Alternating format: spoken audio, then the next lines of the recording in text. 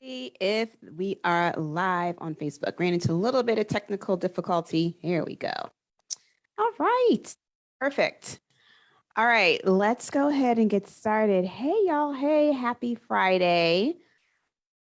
This is Jennifer Live. I'm answering your weight loss questions and answers that you guys have been, or your questions and your struggles that you have been submitting to me. All right, perfect. I got to like double check. Now, if my audio goes in and out, we are aware of the problem. And it is simply, as we understand it, a Zoom to Facebook Live connection thing. So just know that it'll come back in if it goes out. All good, not a problem. All right, so this is what I like to do, half an hour, spending some time answering your questions. For those of you who are new to me, and are not familiar with who I am and what I do, I'm going to tell you who I am and what I do. I am Jennifer Dent Brown. I am a life and weight loss coach, and I help women learn to stop dieting forever with the Stop Dieting Forever process, where I teach you how to learn, lose, and live your life at your forever weight. Okay. So, what I've been doing, because I get so many questions in my DMs and emails, my boot campers ask very specific questions, and I'm starting to see trends and patterns. I'm like, you know what? Instead of me just answering the questions one off, let me take time to do 30 minutes, right? To just go through the questions, the challenges, address them from my perspective using the Stop Dieting Forever process. Okay. Now, you can go research the interwebs and do all of the things that you want to do to find different answers to the questions. But if you want to know how the Stop Dieting Forever process works for you in this particular situation, you're in the right place. Okay. So today I have a couple of questions that I want to go through. The first one was submitted to me by Sharon. She sent me an email. Sharon says, I believe with my exercise and activity that my food intake may be too low, thereby causing my body to retain weight with no success with weight loss. She says, I don't like a lot of food, and I find my stomach is much more comfortable without. I am not underweight by any means and would like some suggestions on how to proceed. Eating only when I'm hungry isn't a solution, as I'd rather have coffee at 10 and nothing till supper. Any recommendations in this regard would be appreciated. Thank you. Okay, Sharon, love the question. The first thing that struck me when I read your question, I was like, she says, eating when I'm hungry isn't a solution, as I'd rather have coffee at 10 and nothing until supper. My question to you is, what is wrong with that? If you're not hungry, why do you eat? This is the problem that a lot of us have. And we talk about this in depth in the boot camp. But a lot of us come to believe that we need to be eating all of the time. We need to be eating 2 to 3 hours. We need to be every 2 to 3 hours. We need to eat as soon as we wake up. One of the boot campers was talking about a diet that she had done where she said you had to eat immediately upon awaking. I was like, oh yeah, I did something similar, right? And that is not true. What I teach in the boot camp is I teach you about this thing called your appestat. It is your body's natural appetite regulator, and it sits in your brain. Everyone has it. Animals have it. Babies are born with it. Everyone has it. We just stop paying attention to it somewhere along the way, and we end up eating more than we need to when we're not hungry. So the fact, Sharon, that you recognize that you're good with coffee in the morning and you can go all day without eating and you're fine, that is just telling me that your appestat is working. When you don't have that innate physical hunger, you don't have the hunger signal, your body is just using the energy on your body from carbohydrates and basically the food on your body for energy. That's it. Okay. So our appestat lives in our brain. It is the reason why we don't see overweight zebras. It is the reason why we don't see overweight penguins. It is the reason why bears know exactly how much to eat to hibernate for the winter.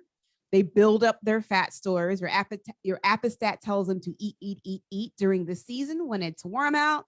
They fatten up, they bulk up for the winter.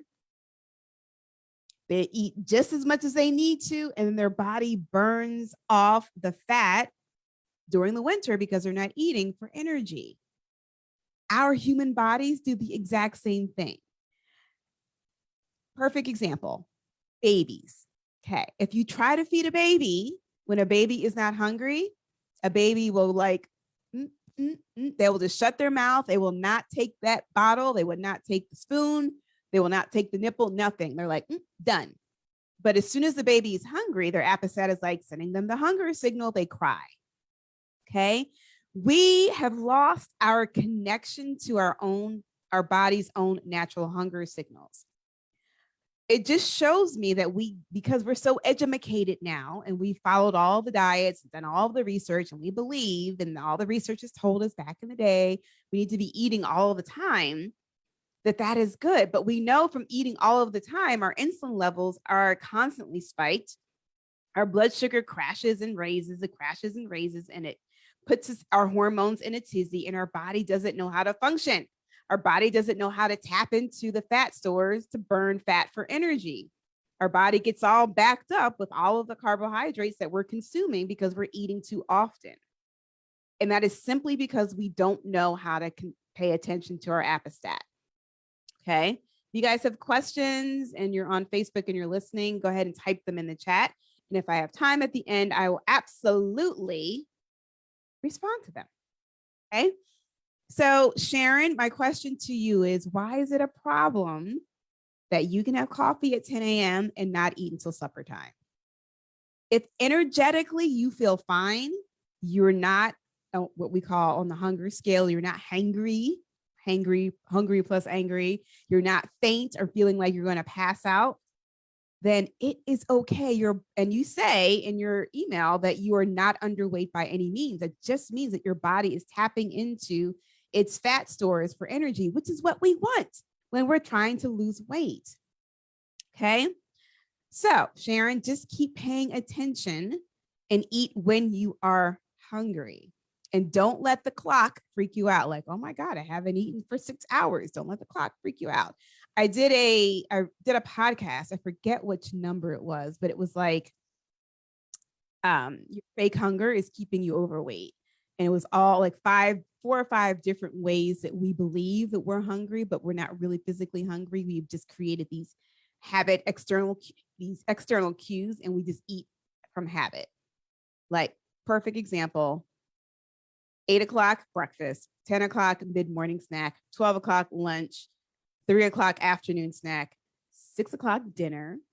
And if you're like building muscle, you got to have that protein shake at night before bed, right?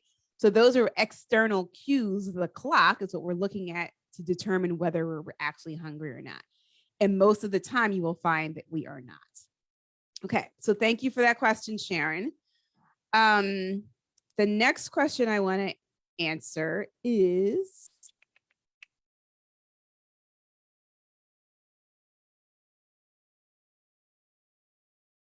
okay, so it's not a question, it's actually a struggle. And this is from one of our boot campers. She says, I have an unhealthy emotional relationship with food and don't prepare for my busy lifestyle. And she's now in this cohort of the boot.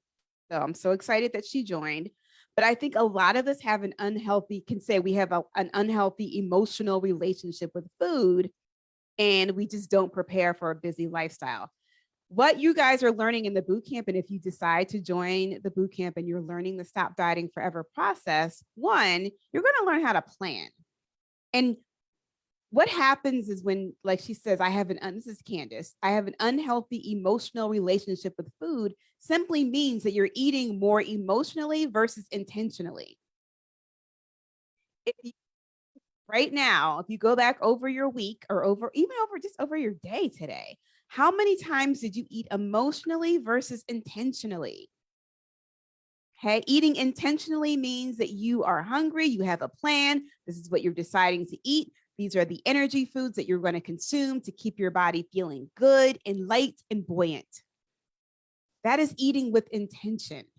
Eating emotionally means standing in front of the refrigerator going, I feel something to eat. What is exciting me right now?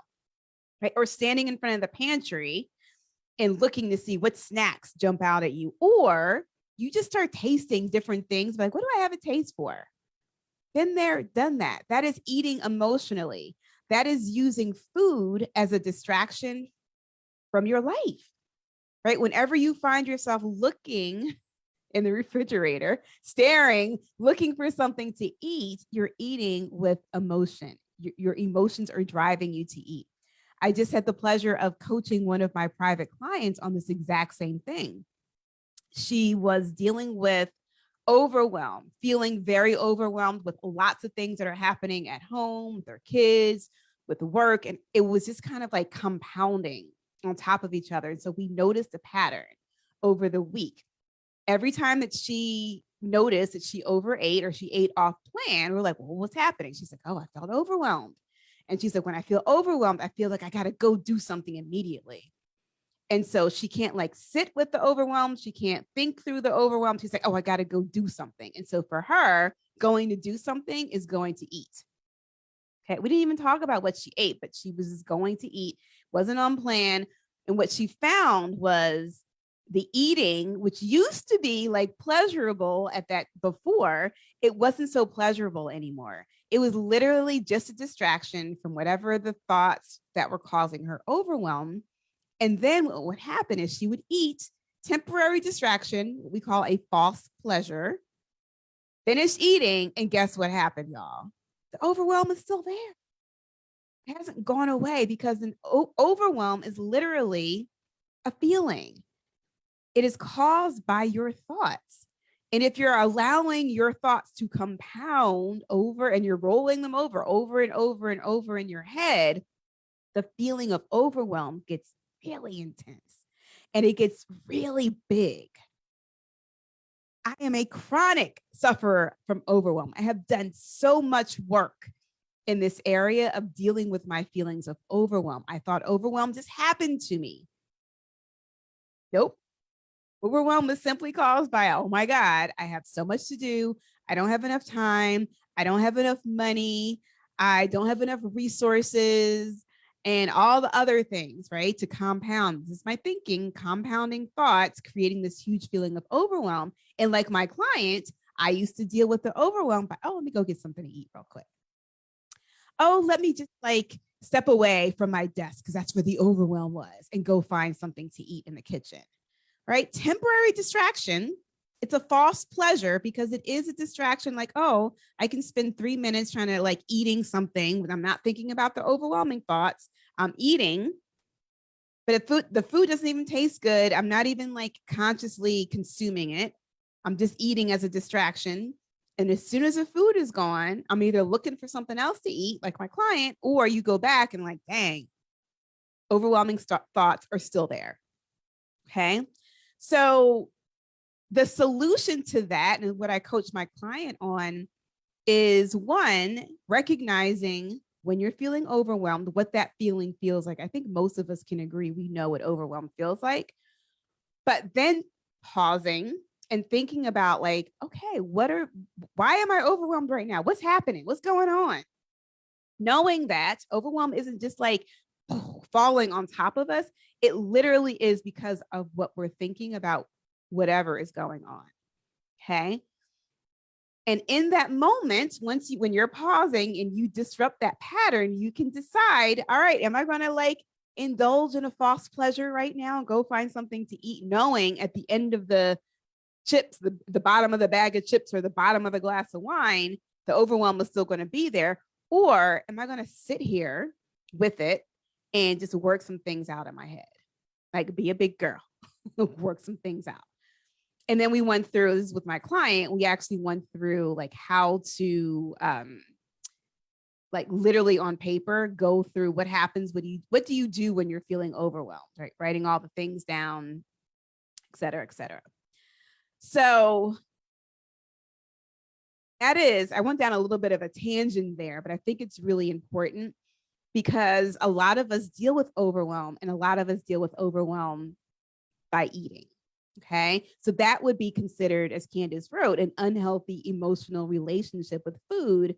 And she doesn't prepare for her busy lifestyle. I can imagine, because she said busy lifestyle, she's got so much happening in her life that she's feeling overwhelmed. And so the overwhelm leaks into, I can't deal with the overwhelm.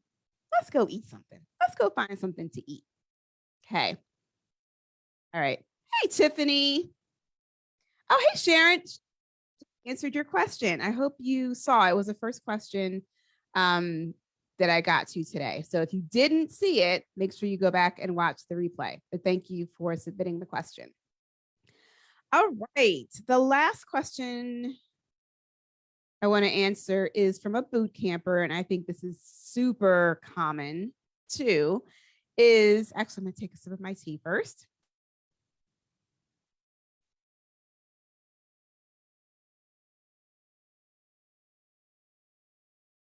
She wrote in, we have this thing, I can't think of another word, a thing within the boot camp called Ask a Coach, where you can like submit a video or a text question to me and I answer it with a video. So this is a question that came through like before the boot camp even started. She's like, when I am busy, I have no problem controlling what I eat.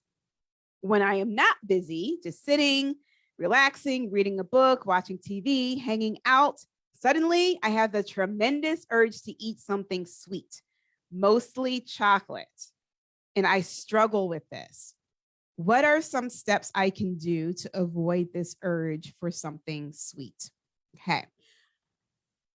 To eat, y'all, is real. It is real. And so many of us struggle with it. So I'm so glad she asked this question.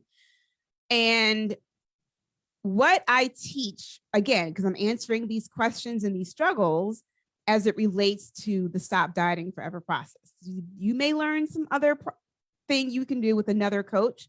I don't know if that's going to work for you forever to get you here to maintenance, to living your life at your forever weight. But for me and my people in my house, this is what I teach. I teach a strategy called pause. And I just talked about it a little bit in that last answer to the question. So notice how she said she has a tremendous urge to eat something sweet, right? It's like that, again, it's like that overwhelming feeling of like, ooh, I just want to eat. So when she has a tremendous urge to eat something sweet, that is just causing a feeling. And the feeling is a tremendous urge to eat, right? It's an over desire. So something in her head has linked to her thinking to like, when I'm not busy, when I'm just sitting, reading a book, watching TV, something in her brain, she's linked doing that activity to eating. And so when she stops, like she's trying to eat intentionally, and she doesn't know how to deal with that emotion just yet, what is happening is she's got this tremendous urge because her brain is like, oh, we're sitting and relaxing. We're supposed to be eating something right now. We're supposed to be eating chocolate. And now she's trying to fight the urge to eat because she's like, well, this isn't going to help me lose weight. So because she's a new boot camper, and because she is brand new to the Stop Dieting Forever process, one thing that I teach the boot campers is there's no food that is off limits, right? I teach something called like permission granted. Give yourself permission to eat the food. Just because in the beginning stages, you are learning how to deal with these urges. You're identifying what are the thoughts that are causing the urge. But when you're trying to like force yourself not to eat something off of willpower, it feels terrible. It feels awful. So in the process, in the Stop Dieting Forever process, what I teach is like, okay, no food is off limits, but we're just going to eat intentionally. So if you know in the evenings after 7 o'clock, from 7 to 8, that's when you like sit down and you like to watch Entertainment Tonight, whatever, but you're just going to plan, have your chocolate. Go ahead, eat a little piece of chocolate, Hey, Miss Trish. And you eat that intentionally, it just relaxes your nervous system. It relaxes your brain. It takes the pressure off of you. It's like sitting there, like you can't even relax because all you're thinking about is eating the chocolate. Okay.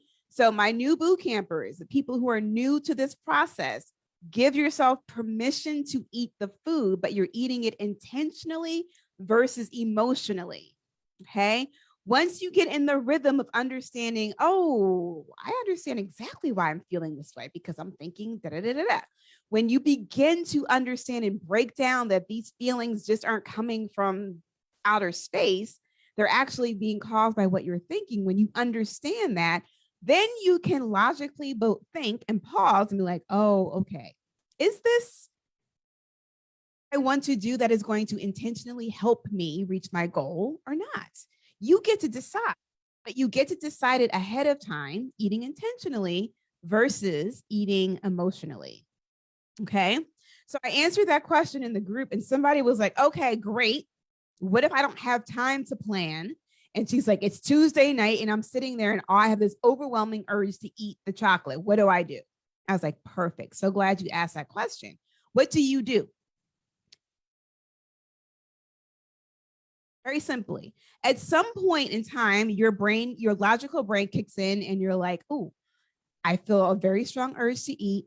Oh, I'm putting chocolate in my mouth. Oh, this may not work for my weight loss plan. Oh, I didn't plan for this. This is an emotional eat. At any point in time during that process, you can give yourself permission to pause. Pause doesn't mean stop eating. Pause doesn't mean like throw the food away. Pause just means stop for a moment. What happens when you just picture my hand? When you stop for a moment, you're just disrupting that thought pattern, right? So the example that Ellen has is like, look, when I sit down to watch TV, all of a sudden I get a tremendous urge to eat. Like I said before, her brain has connected that activity with eating. So in the pause, she is disrupting that thought pattern. Her brain is like, ooh, I really want to eat the chocolate. Pause. Oh, disrupt the thought pattern. And in the pause, at that moment, you can decide if you want to go eat the chocolate or if this is something that you can delay and you choose to eat later tomorrow or whatever. Okay. But the pause is so powerful. Now, some of y'all, when you're new to this, you're gonna be like, well, I don't even recognize what's happening. Like, it's just like I have the thought and the chocolate's in the hand and then it's in my mouth. And it's like, oh my God. One thing I want to give yourself permission to do is like, if you find yourself in the middle of eating the chocolate, you can still stop. You can still pause. Not a problem, right? At any point in time in that whole pattern, that thought we call thought, feel, act pattern, you can still pause. And if you just like completely miss the moment, it's okay. It's not a problem. Chocolate bar is gone, and you're like, oh, what happened? Chocolate smeared all over your face. Okay, it's not a problem. But afterwards, we do these evening assessments, you can like look back and be like, oh, and get really curious and be like, oh, what happened? Chocolate bar. How did that get in my mouth? Oh, okay. Right. And you just write down those answers, and you're just collecting your own data. You're just noticing, oh, yeah, the chocolate bar thing happened because I got really upset with my kids. They wouldn't go to bed. And so I felt like I needed something. And so I ended up eating the chocolate bar, right? You have that awareness after the fact. Awareness is the first key to transformation. Now that you know, when your kids, again, 2 weeks or 2 days later, they don't want to go to sleep and the same thing is happening and you get the tremendous urge to eat, you can be like, oh, right. Something happens here, right? You get to pause then at that point in time. Okay. It is a skill. It is something that you learn to do over time. But this is why my process, I can take you through the entire process. I erased it with the learn, lose, live. But you learn the Stop Dieting Forever process within the 30-day container of the boot camp. And then you learn to lose the weight by learning what you've learned in the process to master in the Stop Dieting Forever program. And then you reach your forever weight. And then I teach you how to create your maintenance mindset. So this literally is the last time you lose weight. Okay. All right. 427. You have any questions? I don't think we do. If we do, go ahead and type them in now. I answered 3 questions today. I answered the question about not being hungry. I answered the question about or the struggle of unhealthy emotional relationship with food and not preparing for the busy lifestyle. And we also talked about emotional eating and what do you do when you have a tremendous urge to eat something sweet?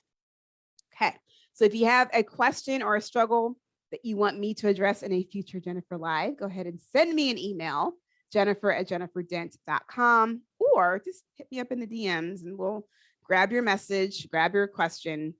I'll put it in my spreadsheet and I will answer it on a future live. All right, my friends, I love you all. I wish you all the best. And look, stop dieting forever. Possible. Possible. There's so many women who have learned this process, have lost weight without dieting, and they're keeping it off. Like, that is priceless to be able to do that. All right, my friends, I will see you in the next Jennifer Live. Bye-bye.